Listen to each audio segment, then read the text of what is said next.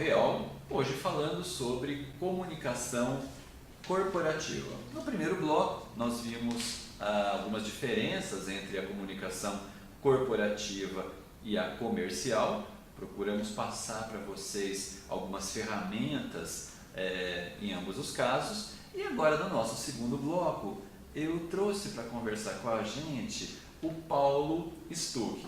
Paulo, obrigado por ter vindo, é um prazer te receber. Obrigado, Fernando.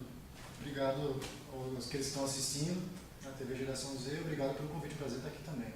O Paulo, além de ser meu amigo, faz um trabalho muito bacana de comunicação no interior do estado de São Paulo. E eu adoro, sempre que possível, poder receber pessoas de fora de São Paulo, porque elas nos dão também um bom termômetro de como é que estão essas práticas de comunicação em mercados diferentes do nosso, ou às vezes nem tão diferentes. O Paulo, ele é diretor executivo da Parla Comunicação, assessoria em comunicação, e eles estão presentes em Itu, né? Sim, nosso escritório fica em Itu, né? Eu trabalhei por alguns anos com clientes aqui de São Paulo, exclusivamente, né? Empresas grandes, multinacionais aqui de São Paulo. E há um ano eu resolvi apostar na região onde eu nasci, fui criado, enfim, a região onde eu estou, né? Que é a região de Itu, uma região muito rica, uma região, muita indústria, se desenvolveu bastante, né? E onde há indústria, onde há potencial, há necessidade de comunicação. Então eu queria que você começasse o bate-papo nos contando justamente isso. Existem grandes diferenças de entendimento do que seja comunicação no interior de São Paulo, ou isso já é mais ou menos parecido com os desafios que a gente tem aqui? Olha, eu acho que São Paulo, a cidade de São Paulo, de uma forma geral, é um mundo bem à parte da realidade que a gente tem no Brasil. Né? O interior de São Paulo ainda é muito engatinha, ainda quando o assunto é comunicação institucional, comunicação empresarial formal. Né? Então, essa é a pergunta que você me fez, é a pergunta que muita gente me faz. Okay. O principal problema a principal barreira que você tem quando vai trabalhar com assessoria de comunicação no interior de São Paulo é explicar para o meu cliente, para o possível cliente, o que é assessoria de comunicação. Né? Então, você antes de vender o teu trabalho, a tua prestação de serviço, você tem que explicar ao teu prospect o que é que você faz. Mas isso significa que ele não faz comunicação? Ou ele já faz uma comunicação talvez mais caseira, mais informal? Na verdade, assim, Fernando, comunicação, né, nós estamos fazendo aqui, tá, onde há duas pessoas, né, ou às vezes uma pessoa sozinha explorando as mídias sociais online, há comunicação. Né? Então, você tem uma empresa, você tem um pequeno negócio, você tem um comércio, a comunicação está sendo feita. Entendo. Ponto. Então, a gente chama de comunicação informal, aquela comunicação espontânea. Né? O que as empresas precisam estar atentas e necessitam é a comunicação formal, é a comunicação pensada, é a comunicação planejada e envolvida num contexto mais estratégico. Por quê? Numa comunicação informal, a gente vê dentro de uma própria família. Né? A empresa não deixa de ser uma família, é um ambiente onde você está, convive. Relação entre pessoas. O quanto há de boato, o quanto há de fofoca numa família. Agora você imagine alguém que não tem ligação sanguínea nenhum, né? Que não tem vínculo afetivo nenhum com você, vínculo meramente profissional. Quanto de boato, quanto de ruído de comunicação pode haver numa comunicação informal? A comunicação formal, então, a primeira necessidade que ela tem é de não acabar, mas pelo menos controlar e proteger a imagem da empresa contra esses possíveis ruídos e boatos que na maioria das vezes nascem dentro da própria empresa. É mesmo? Na verdade, os boatos são câncer, né? Nascem dentro do organismo da empresa. Sim. E se espalha. Quando a empresa acorda, se ela não tem um plano de comunicação, quando ela acorda já é tarde. Entendo. Daí a importância do item que nós comentamos sobre o endomarketing, a comunicação interna. Enfim, eu percebo que muitas empresas até despertam para um esforço de comunicação com o mercado. O trabalho interno ainda é muito embrionário. Como é que você vê isso? Olha, dentro do trabalho que eu realizo com comunicação interna, a gente tocou num ponto muito sensível. Comunicação interna foi tema dos 2 projetos que eu fiz, especialização e mestrado. Né? Eu não costumo usar o termo endomarketing. Por quê? Marketing ele tem o objetivo de dourar a pílula para a venda. Né? O objetivo final do marketing é vender uma imagem, vender um produto. Sim. Né? O objetivo final é venda. você tem que entrar dinheiro em caixa, fazer o dinheiro entrar em caixa. Né? O endomarketing ele é importante, mas é diferente da comunicação interna. Ele está envolvido no contexto interno, mas eu não entendo o endomarketing como um trabalho de comunicação interna. O trabalho de comunicação interna é simplesmente a empresa agir com transparência e informar os seus funcionários sobre a área em que a empresa atua, as novidades que estão naquele macrocosmo da empresa, né? Sobre as ações, sobre as novidades da empresa e sobre assuntos coligados. Dentro do ambiente da comunicação empresarial, a comunicação interna é chamada de primo pobre, e não é à toa. Entendo. Né? Gasta-se fortunas em campanhas de marketing, campanhas publicitárias, e às vezes o funcionário que vive o dia a dia da empresa por dentro só fica sabendo a novidade da empresa dele pela televisão. Pela televisão, é isso mesmo. Você imagina o mal-estar que isso gera. É verdade. Né? No seu ponto de vista, Paulo, qual é a comunicação mais difícil de ser vendida para o cliente, anunciante? A comercial ou a institucional? Você faz essa divisão? Você concorda com essa divisão que nós fizemos entre uma comunicação mais institucional e outra mais comercial? As duas estão ligadas, né? São siamesas. Sim. Não tem como separar uma da outra. Mas, por exemplo, no meu trabalho, no meu dia a dia, a Parla atende a comunicação institucional. O foco de vocês é mais institucional. E é bem mais difícil do que a comercial. Porque a comercial, o retorno é mais rápido, o cliente pode mensurar no lucro, no dinheiro que entra na empresa dele no final do mês. Sim. Ponto. Né? A institucional, às vezes, o cara só vai perceber o retorno daquele investimento anos depois. 1 ano, 2 anos depois. Você está falando de uma otimização de marca, você está falando de uma gestão de crises de forma preventiva. Sim. Né? Ah, mas eu não tenho problema com meus funcionários. Por que eu vou investir num processo, num programa de prevenção de crise? Quando você tiver, possivelmente vai ser tarde demais. Eu percebo, Paulo, que muitas vezes as empresas entendem comunicação corporativa como assessoria de imprensa. Isso é correto? Você acha que isso acontece realmente ou isso já é uma coisa antiga? Bastante. E é verdade? E é assessoria de imprensa ou não só? Não, a assessoria de imprensa está dentro do que a gente chama do guarda-chuva da assessoria de comunicação. Quando a gente fala do trabalho de assessoria de comunicação, e é o trabalho que a gente presta, quando fala do trabalho de assessoria de comunicação, é um geral, que engloba a assessoria de imprensa, mas não só. Entendo. A assessoria de imprensa não está desvinculada da comunicação interna, que por sua vez não está desvinculada da comunicação com a sociedade. Todos têm que falar a mesma língua, apesar de utilizarem canais diferentes. A mensagem tem que ser a mesma, adaptada ao canal. Então, se você vai trabalhar mídias sociais, você tem que adaptar a tua mensagem ao perfil de pessoas que estão na mídia social.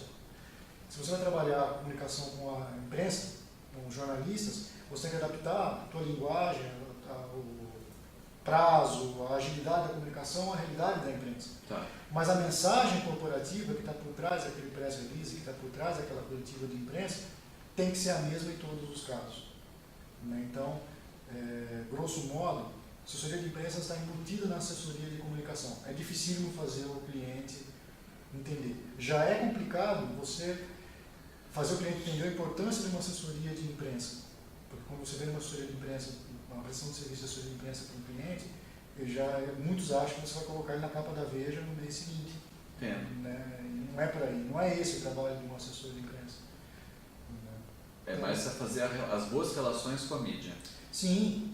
Na verdade, o Brasil, nós somos um povo muito sanguíneo, um povo muito emocional, né, Fernando? Então, nós estamos cheios aí de casos, de exemplos, de pessoas que tiveram por trás um bom trabalho de assessoria de comunicação e que facilitou o trabalho de assessoria de imprensa. Por exemplo, pega o Ronaldo Fenômeno. Né? Quantos escândalos, na metade para o final da carreira dele, quantos escândalos ele se envolveu? Sim. Quantos deram repercussão realmente grande, que puderam abalar tanto financeiramente como em termos de projeção? Nenhum. Por quê? Ele tem um trabalho de comunicação, de comunicação muito bem feito. Todo mundo gosta do Ronaldo. É verdade. Ele tem uma imagem muito positiva. Com Edmundo, por exemplo, aconteceu a mesma coisa? Não. É isso mesmo. Né? Até gordo ele foi simpático, o Ronaldo. Sim. Até brincadeira com o excesso sobre o sobrepeso dele foi feita. É verdade. Né? O Edmundo já não. O Edmundo não criou, através do processo planejado de assessoria de comunicação, gordura para queimar. Sem dúvida. Metaforicamente falando, no caso do Ronaldo, pode até ser no sentido literal. Eu percebo também, Paulo, que as empresas despertam para a importância dessa comunicação em momentos de crise. Ou seja, como o próprio filme, A Caça, o filme A Caça me chamou muita atenção, porque a partir de uma notícia ruim, a mensagem se expande e o sentimento que a gente tem é que jamais vai se voltar ao início, ou seja, a vida deste professor jamais vai ser a mesma. Talvez por uma falta de comunicação preventiva, como você falou, mas talvez porque às vezes o desastre ele deixa marcas para sempre.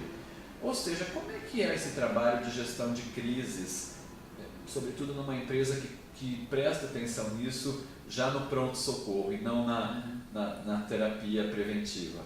A gestão de crises ela não evita crises. Isso é uma coisa que é muito importante. Não evita. Ela não evita crises. Ela faz com que os danos causados pelas crises sejam bem menores e muitas vezes previsíveis. Então, dependendo da temperatura, estou ficando febril, opa, melhor tomar um antigripal porque está batendo gripe à porta aí. Sim. O trabalho de prevenção de crise através da comunicação tem essa função. Então vamos medicar o paciente antes que realmente a coisa se alastre. Uma coisa que está difícil, para quem está no ramo da comunicação já é difícil você mensurar, quem não está se torna ainda mais difícil, que é essas mídias sociais.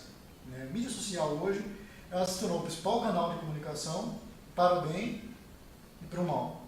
Então, empresas que querem apostar em gestão de crise, primeira coisa, monitoramento do que está sendo falado dela nas mídias sociais online. Okay. Primeira coisa, condição sine qua non. Você pega crise, os sucos ADS de maçã, os leites, tudo começou a nascer onde? Mídia social, Facebook, Twitter. Isso se alastra com uma rapidez espantosa. 15 anos atrás, para uma coisa ganhar uma proporção nacional, você tem que sair no Jornal Nacional, você tem que sair no Jornal das 8, das 9. Isso mesmo, no jornal impresso. Impresso ou então TV. Agora não.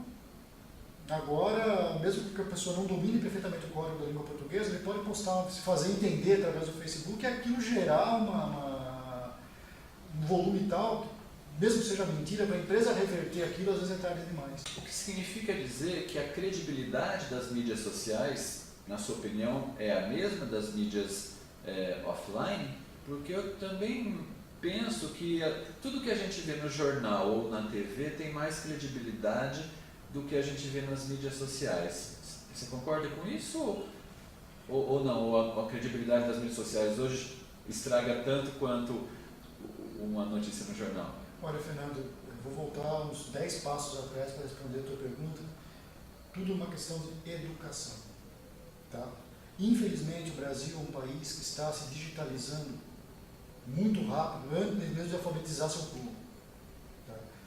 Um povo instruído, um povo alfabetizado, um povo culto, ele consegue ter discernimento, ele consegue por si buscar, mesmo que seja na mídia online, canais que ele sabe que tem informação confiável, informação crível. Há blogs jornalísticos, há sites jornalísticos, há páginas jornalísticas de notícias, inclusive corporativas, nas redes sociais. Então o problema não é a rede social em si. O problema é que nós vivemos num país em que a população não tem o discernimento de procurar nos locais corretos a informação de qualidade. Então tudo que cai é assimilado. E acredita em tudo que vê. Sim, não tem discernimento. Outra coisa, nós temos uma geração surgindo aí, chamada geração Z, que não aceita nada mais, nada menos do que seja coisas em just in time. É verdade. Em just in time, você não tem tempo de planejar nada, você não tem tempo de trabalhar a comunicação. Tudo tem que ser muito rápido. Então, a digestão também, a ingestão é rápida e a digestão é muito rápida. Sim. E nem sempre uma digestão muito rápida faz bem, Lógico. Ou então dá efeitos colaterais. Exato. Então, na verdade, assim, mídia, sociedade e agentes, criadores de conteúdo para comunicação, e hoje as empresas, o universo corporativo, ele é um agente de criação de conteúdo para a comunicação, eles têm que se adaptar a essa nova realidade. A gente não sabe ainda mensurar qual é realmente o resultado dessa grande revolução digital que a gente está vivendo. O que a gente tem que fazer é estar atento, estar por dentro, monitorar o que está acontecendo, e prevenir. Então, blindar a imagem corporativa, ou não é só corporativa, pessoal também, tá? Para uma possível crise. Então, antes que a crise se instale, vamos tomar a iniciativa. Okay. Eu escutei uma frase muito interessante, e duas coisas, aliás. Eu vi uma notícia no jornal impresso, de que as grandes empresas do Brasil ainda não estão no Facebook. Né? E eu escutei uma coisa muito interessante que me alertou, principalmente por ter lido essa notícia. Sua empresa pode não estar no Facebook, mas o público-alvo dela certamente está. Então, o fato de você não estar, você cria um vácuo. Ou para quem está, ou para a propagação de boatos, que vão gerar possíveis crises. Então, realmente, lidar com comunicação no mundo que a gente está hoje não é fácil. Tá? É um trabalho enlouquecedor, desafiante, não há receita, é altamente mutável. Tá? O dia a dia de quem trabalha com comunicação, ainda mais se você lança a mão de veículos online, é muito desafiador, é muito dinâmico. Uma das questões que a gente sempre ouve, Paulo, e principalmente pelo nosso internauta, você sabe, o nosso internauta tem como perfil estudante ou pequeno empresário. E são pessoas físicas e jurídicas muito interessadas em entenderem o que afinal de contas ela pode fazer com essa ferramenta. Eu gostaria que você desse alguma dica para essas empresas que estão começando, ou que querem começar um trabalho de comunicação corporativa. Ou seja, primeiros passos, assim, o que uma empresa deve fazer para começar um trabalho nessa linha? Ela tem que contratar uma agência, ela pode ela mesma produzir conteúdo e tentar emplacar isso nas mídias? Como funciona? Olha, tudo varia muito do tamanho da empresa também, né, Fernando? As grandes empresas, normalmente, elas têm setores de comunicação, às vezes gigantescos, internamente. Tá. Né? Você pega o Santander, por exemplo, Sim. um dos cases mais famosos de comunicação interna. O Santander, o Itaú, a Brasil Quirim, que está na nossa região ali, enfim, a Ambev, Itaipava, elas têm grandes departamentos de comunicação internamente. Tá? Eu acho que o primeiro passo é saber onde eu quero chegar com a comunicação. Quem sou eu? Quem sou eu e onde eu quero ir. Representar. Então, que mensagem eu quero passar? Tá bom. Né? Onde eu quero chegar com a comunicação? Eu quero contratar uma assessoria de imprensa porque eu quero aparecer na Veja? Tá bom. Eu quero contratar uma assessoria de imprensa porque todo mundo tem? Sim. É para mim ou para você, né? Exato. Por vaidade pessoal ou por necessidade de mercado? Então, assim, o assessor de comunicação ele não vai fazer milagre para a empresa. Ele vai ajudar a empresa a planejar, a executar determinadas estratégias de comunicação cujas necessidades foram detectadas lá atrás. Tá bom. Pela empresa. Né? Então, primeiro passo, saber onde quer chegar. Segundo passo, eu quero criar um projeto de comunicação, então a pessoa tem que mensurar o quanto ela quer ser transparente. Sem transparência não adianta. Né? Eu crio canais para falar, mas eu não uso esses canais, eu falo conosco que não fala com ninguém. Entendo. Né? Só eu falo. Exato, o cliente só liga para falar, mas o cliente não tem um retorno. Bacana. Entendi. Então, você está preparado para isso? Né? Ok. Tipo, para abrir a janela e mostrar a cara. Exato. Então, assim, a empresa tem que estar consciente também do que vem, o que vai entrar pela janela. Vai entrar vento, vai entrar barata, vai entrar pernilongo, vai entrar coisas boas também, luz do sol, ar fresco, mas também vão entrar coisas negativas, é normal. Sem dúvida. A empresa tem que estar consciente disso, preparada para controlar. Lógico. Muito bom. Bom, nosso tempo está acabando. Eu queria que você deixasse uma última mensagem para o internauta e o seu contato. Se alguém quiser conversar com você, um e-mail, um telefone. Tá legal. Olha, eu agradeço a audiência, agradeço ao Fernando, obrigado pela oportunidade de estar aqui, Fernando. O meu contato é Paulo STU, né? S de sapo, T de tatu, U de uva, @parlassessoria.com.br.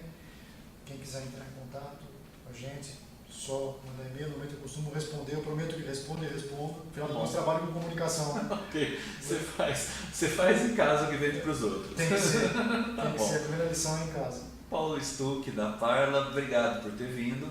E a você, internauta, obrigado mais uma vez pela audiência. A gente espera que você tenha gostado do nosso programa e esteja conosco aqui a próxima quarta-feira, ao meio-dia, no Marketing do Ideal ao Real. Uma ótima semana e um ótimo feriado. Até mais.